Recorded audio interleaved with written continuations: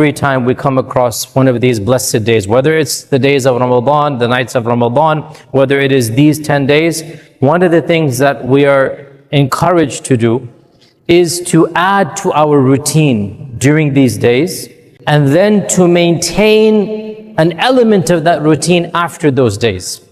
As I said when we had Ramadan as well, the goal is to raise the bar. And Allah blesses us with these incentives that allow us to raise the bar.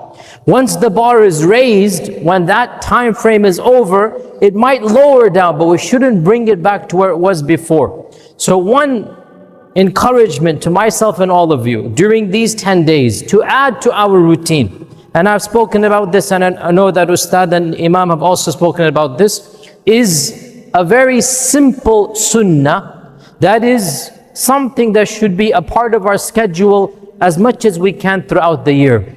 And that is the sunnah of Salat al-Doha. The sunnah of Salat al-Doha.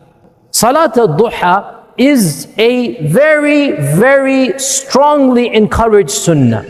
It is small in its time frame, and yet its reward is massive. Where scholars say that despite the fact that it is shorter, its rewards are so great, is that duha time frame is typically the time frame when we are busy with the dunya.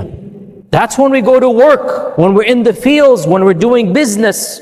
So if we can break away from our dunya routine, even for 10 minutes, 5 minutes, that blessing is equivalent to a much longer time frame outside of Salat al-Duha. And Abu Hurairah radiallahu anhu said, my Khalil, my best friend, he advised me 3 things. I will never leave them until the day that I die. Number 1, he advised me to fast 3 days of every month. Number 2, he advised me to pray my witr before I go to sleep. Never leave witr salat. And number 3, he advised me to pray Salat al-Duha. So Abu Hurairah radiallahu anhu would have these as his 3 sunnah routines. He never gave it till he died. 3 days fasting of the month, praying the qiyam and tahajjud and witr every night, even if he's not going to wake up, before he goes to sleep, he's going to pray it. And Salat al-Duha every single day. So there are many blessings for Salat al-Duha, and inshallah with this we conclude. Number 1, our Prophet ﷺ called it Salatul Awwabin. If you want to be in that category of Awwab, you have to pray Salat al-Duha. Number 2, our Prophet ﷺ gave it of the specific advice to Abu Hurairah, that he said, Awsani, the wasiyah. Number 3, he considered praying even 2 rak'ah, which is the minimum, to be equivalent to having done your duty to thank Allah for every single blessing that you have been given. That's the bare minimum that we should do. Number 4, our Prophet ﷺ added something to that, and he said, whoever prays Fajr in Jama'ah and then sits in his place doing dhikr and then prays 2 rak'ah, which is the earliest time. Salat al-Duha, by the way, Ishraq is what you call duha when it's done early.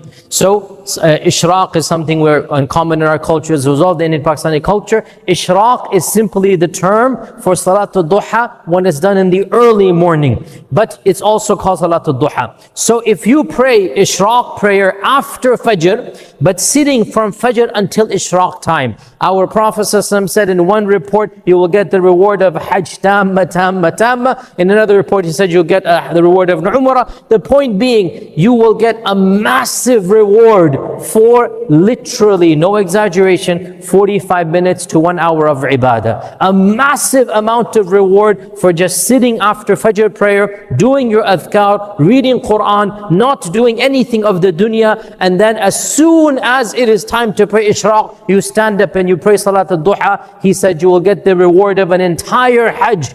We sit after Salat al-Fajr, we do our adhkar until it is time to pray Salat al-Duha, and then we pray 2 rak'ah, that's it, and we will get the reward of the Hajjah tamma tamma tamma. So this is a small deed, and yet its rewards are immense in the eyes of Allah. I ask Allah Azza wa Jalla to make us of those who pray Salat al-Awwabin, and to make us of the ranks of the people of the Awwabin. Wa jazakumullah khair. Wassalamu alaikum wa rahmatullahi wa barakatuh.